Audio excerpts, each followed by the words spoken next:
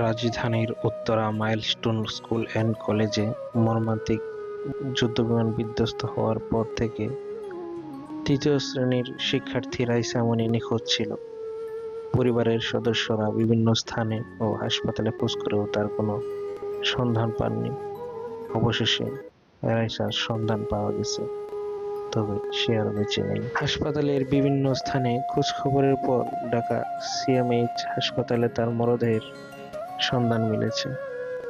মঙ্গলবার সন্ধ্যা ৬টার দিকে নিহত রাইসা মনির চাচা ইমদাদুল শেখ গণমাধ্যমকে বিষয়টি নিশ্চিত করেছেন। এর আগে বিকেলে ঢাকা সিএমএইচ হাসপাতালে নিহত রাইসার মরদেহ শনাক্ত করে তার বাবা শাহাবুল শেখ।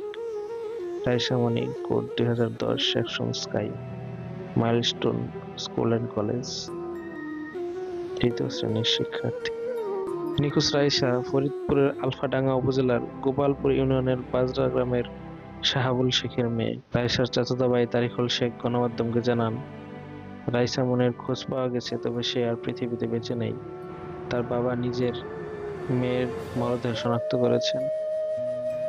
তিনি আরো জানান, রাইসা মনি ভাই বোনের মধ্যে দ্বিতীয়। তার বড় বোন ও ছোট একটি ভাই রয়েছে। রাইসার মরদেহ খুঁজে পেয়ে তার পরিবারের সুখে মাতম চলছে।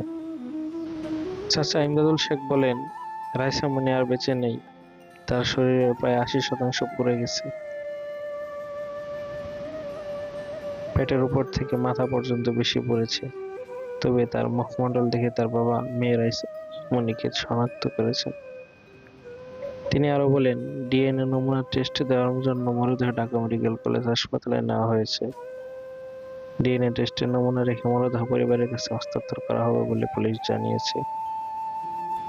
পরিবারের কাছে মরদেহ হস্তান্তর করা হলে আজই গ্রামের বাড়ি নিয়ে যাওয়া হবে, সেখানেই তাকে দাফন করা হবে।